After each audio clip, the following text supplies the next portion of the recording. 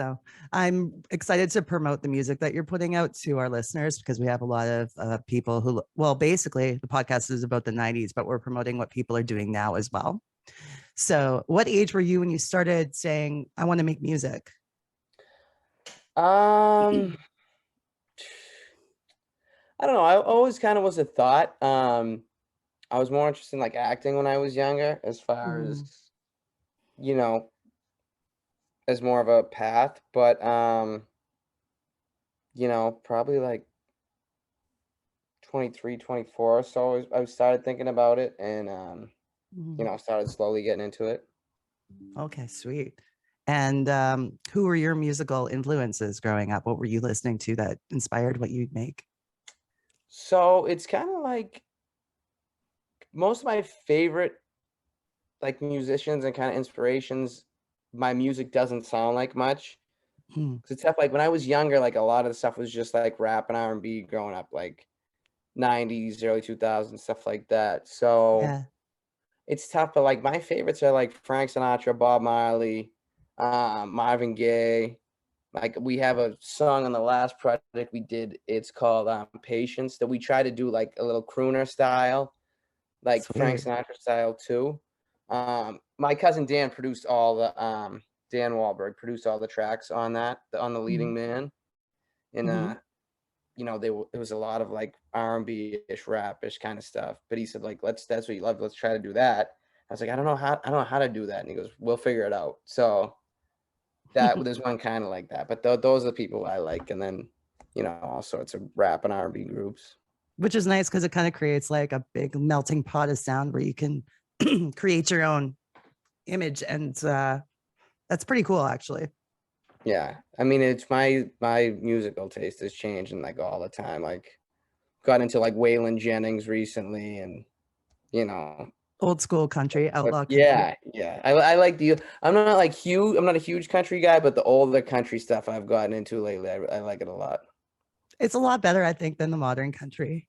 Yeah, I think so. It's a lot more. It's like more country style. More, I feel like it's more popish and like kind of rap stuff in country today. Yeah. I had Ace on the show and he was raving about your new music and what you'd been up to. This was back a few months ago. So Yeah, I think he's I'll let, my biggest fan, I want to say. he's such a And good guy. yeah, and he's great and helping me. He's helped me a lot too. Like, I think the first thing I ever recorded was actually with him. So, Yeah. and we were in his apartment, and you could hear like the buses go by because it was 90 degrees. So he had to open the windows up, and we're in Boston with the public buses going by, so you can hear it. It was just like a cover or something, but it's funny. You can hear the buses in the back. But yeah, he's always staying in contact with me, giving me, um, confidence boost, saying, keep at it, keep at it. Mhm.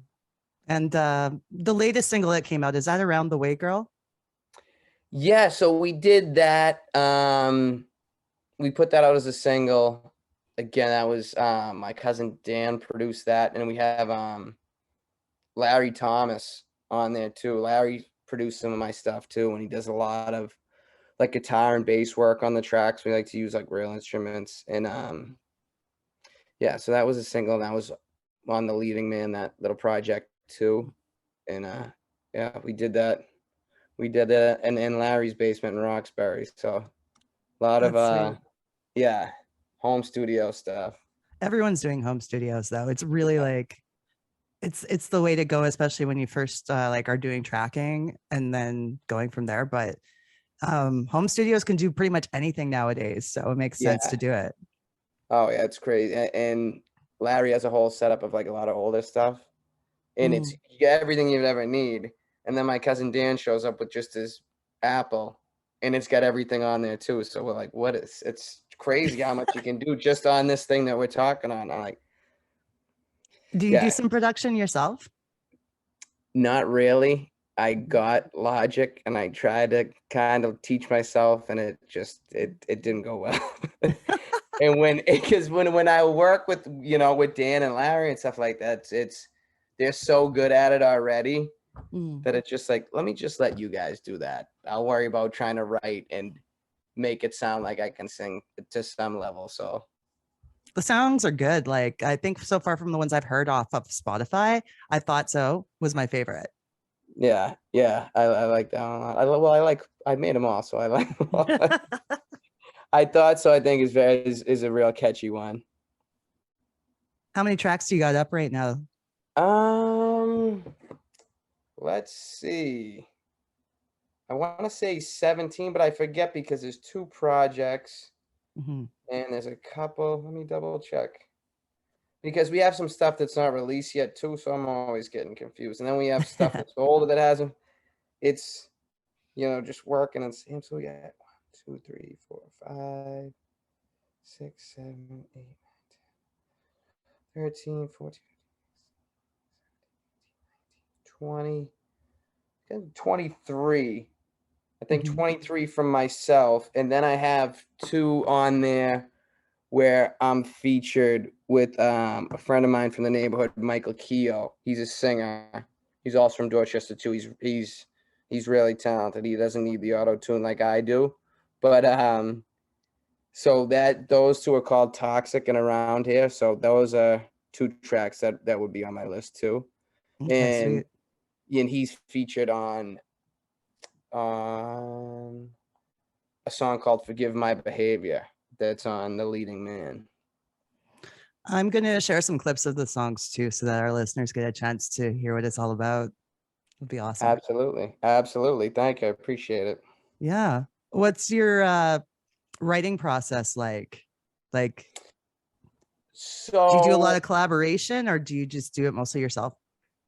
so it's mostly myself. Like I said, my cousin Dan, he's super, super talented. He works with a couple other good young artists also. But I'll mostly go with it myself, depending on, sometimes we'll sit down and he'll just start with a beat and I will, just listen to it go and try to come with the melody from there. Mm, Certain things will come into, sometimes it's word just comes to me and I go, oh, that's like an old song, like Around the Way Girl, like LL Cool J had a song yeah. like that too, and certain things. But if something just clicks, I just try to go with that and then try to, whatever I kind of come up with for a melody on the beat, whatever that kind of line is, Mhm. like Around the Way Girl, so I go, okay, let me try to write my lyrics to fill it in about something, about a girl that would come from the neighborhood and, go down the wrong path or something of the sort. And, Mm. sometimes I'll just, I'll be riding and, I don't know, like a little melody, like a little hook will come into my head and that I can use Logic for. I'll run back to the house, put the headphones on, plug the mic in, record the melody on nothing that I have in my head, and then we can Yeah. kind of work from there. Um, so all different sorts of ways. And then if I just come up with lines that I think are like kind of catchy or might stick in your head, I'll just write it down and go, I'll fit that in somewhere. I'll fit that in somewhere. That's the thing about songwriting is you don't want to lose that hook in your brain. You got to get it down right away. Oh Or- yeah, I someone was out front of my house, so like a family member of mine. I live across the street from a cousin of mine, and they're out front, and I just went flying right past and like, is everything okay? I'm like, yes, I'll call you in 5 minutes. But I needed if I start talking to you, I'll never get this back. Do you have any collabs you'd like to make? Like, what would be like the dream collaboration for you? It's tough to say, just because most of the stuff I listen to is older, really, at this point. Mm. Like I'll go through, Sade. Sade. Let me say, Yeah. yeah, because I'm just looking at my recently added. We got Dean Martin, Elvis, the OJ's, David Ruffin, Randy Travis, Stevie Wonder. Yes. Yeah, I The love how Dream. all over the map that is. That's perfect. Yeah, yeah, yeah. The Dream's more recent that I'm a big fan of. Mm. And then like I have like Kodak Black in there, so it's not like Yeah. it's all over the place. Did you go see that Elvis movie? I did see it. I did. Yeah. I enjoyed it. It was I Tom Hanks's voice kind of threw me for a loop in it, but I enjoyed it. I have friends who went to see it and they didn't even realize it was Tom Hanks until I told them like later. Yeah, well, you would if you didn't know he was in it, you'd be like, who was that again? No doubt. Now, you were talking about acting a bit too. So, what has your experience in the acting world been like so far? And what was one of your favorite projects? Um, it hasn't been the easiest, because I just assumed it would be. You Mm, assume if, you know, my family is who it is, it would just be such. And the first role I ever had was I had a speaking part in Patriots Day. It was a big. I didn't have a huge part, but I was in a little bit, had some lines, and mm, I just figured, oh, that's it. Everybody's gonna be calling me now. It's just gonna happen. So, I waited around for that for a couple of years and didn't realize that's not how it works. So I started mm. taking classes a little bit, and in the past year, I've done a bunch of little short independent films or student films, and I did a couple where because my favorite movies are The Godfather, Casino, like that's all my favorite shows, The Sopranos. So Nice. I had two roles where I play like a wise guy, and like these, one of them's just like 15 minutes, the other one's like a half hour, and that's I love doing that. Mm. You just get to act like Paulie from The Sopranos, or so Mhm. just get to act like a tough guy. So it's pretty fun. Yeah. I mean, that's cool that you have like different facets too, like with music and acting to keep you busy, right? What's your fitness routine like? Because I know that you stay pretty much in shape, hey? Yeah, I do. Some people dread the gym, but it actually just makes me feel better than anything. So like, Mhm. I usually another job of mine is I do personal training and group training at a gym down the street. It's called Body Plus Fuel. Buddy of mine, a couple years older than me from the neighborhood, opened it a few years back, and I do that. So I'll do some classes in there, which is like a mix of cardio and high intensity interval. But I'm a big like I'm old school. I like to lift weights. I Yeah. like to do that. Like I'll play basketball, do a little boxing, but just if I'm bored, I'll jump rope or something. Like if I Yeah. have downtime, like just do something just to keep moving. But I'm old school, really. Do you play But sports much? weightlifting, playing basketball, Yeah. boxing. See, one thing I wonder about when going to the gym is all these circuit machines. And then there's Mhm. some of these gyms that say, oh, like 30-minute workout guaranteed, you Yeah. go from one machine 1 minute to the next. Do those machines actually do anything for a person? I'm sure they can if you don't stop working for that whole 30 minutes and you go 6 times a week and everything. But with the thing when they have those gyms and they say that if just 30 minutes, if you're nonstop, is a great workout. Mm. But if you're at Planet Fitness and it says 30 minutes and you're checking your phone or you're talking to, Billy or Susie from down the street that you bumped into or so like, that's a problem a lot of people have. I'll go into a gym and I'll just look and this guy's been sitting on the machine for 30 minutes talking to somebody else. Well, Yeah. you can say you went to the gym for 2 hours today, but And you then know, take selfies in the mirror that you're at yeah, the gym. yeah, yeah. I have one gym that's crazy. I have people are in there, just everybody's recording themselves. I'm like, you're not lifting that much weight. You shouldn't be. This is not a world record you're going for. Why don't you put the camera down and just keep working? Good advice. Solid. Yeah. Um, what are the pluses of coming from such a huge family? Like, how many cousins do you have? So I believe I counted, and I'm including my Wahlberg side, and then my father's last name is Baker. So they're Mhm. also from Dorchester too. But so my mother was one of nine, as I'm sure you know. Mhm. Um, but my dad was one of 13. So I have about 70 first cousins. That's If you awesome. include both. And I mean, it's great just because that you have so many people that you love and love you, and just so many different On my dad's side, it's not as many like different walks of life and views of the world because pretty much everyone just stayed in Dorchester. Mhm. Whereas, you know, my Wahlberg side is, you know, we have people in Florida and Chicago, LA and New York. And so, Mhm. you know, it's cool to go and visit all those places and, you know, see the, you know, different walks of life, meet all, you know, meet all their friends and things like that. So it's I'm very happy to come from a big family. I should say that. It's pretty sweet. You know, I'm up in Canada, west side of Canada, and I think there's only two Wahlburgers in our country, and they're both in Yeah. Toronto. Oh, we have to expand then. I mean, we've got a big mall here. I was like, you know what?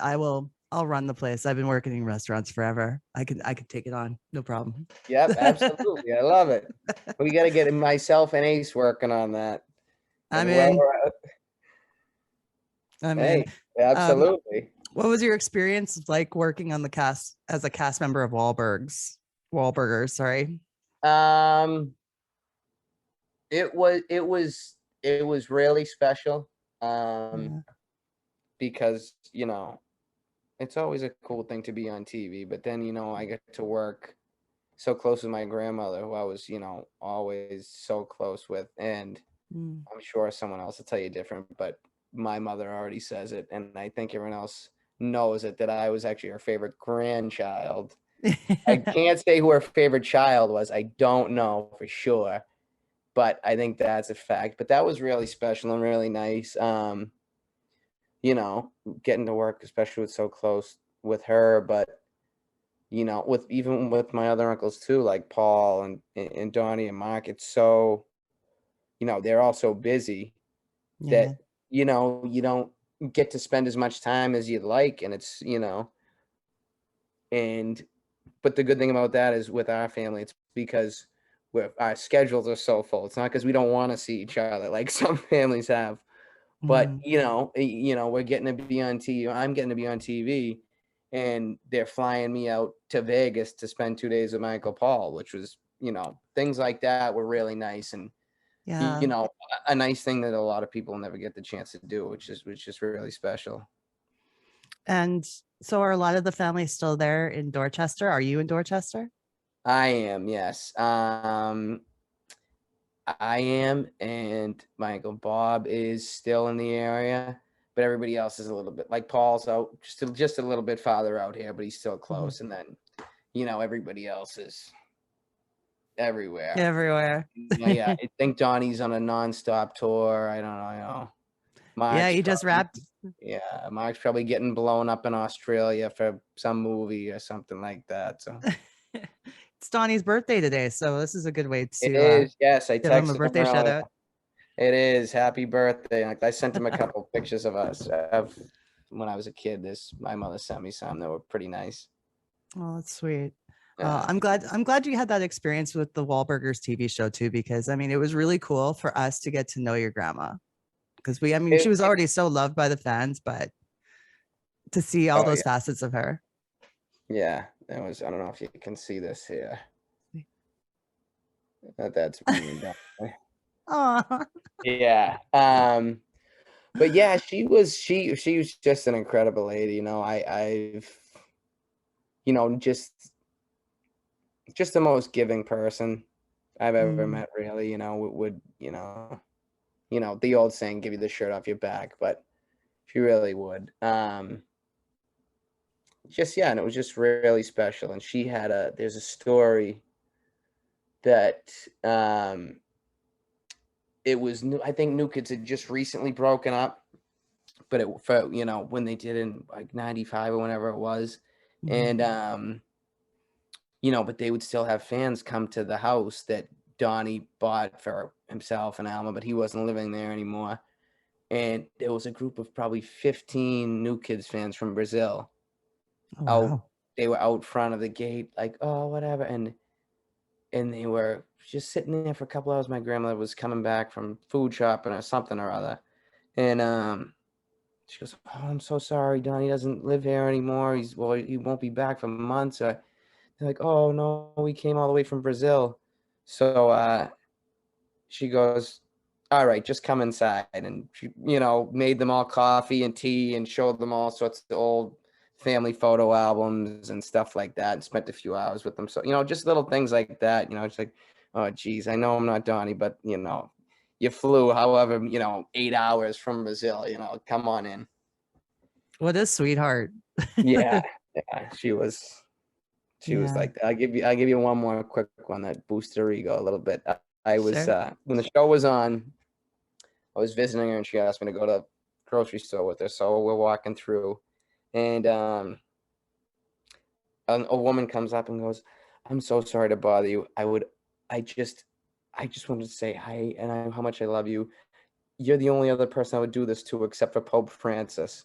And so she walks in, she just looks at me, the Pope, me and the Pope, huh? So that gave me a good laugh. That gave me a good laugh. Oh, I'm sure you have like so many great stories about her. And so thanks you for sharing those. Yeah, of What's course. when did you become aware when you were younger of the impact your uncles had in the world of entertainment?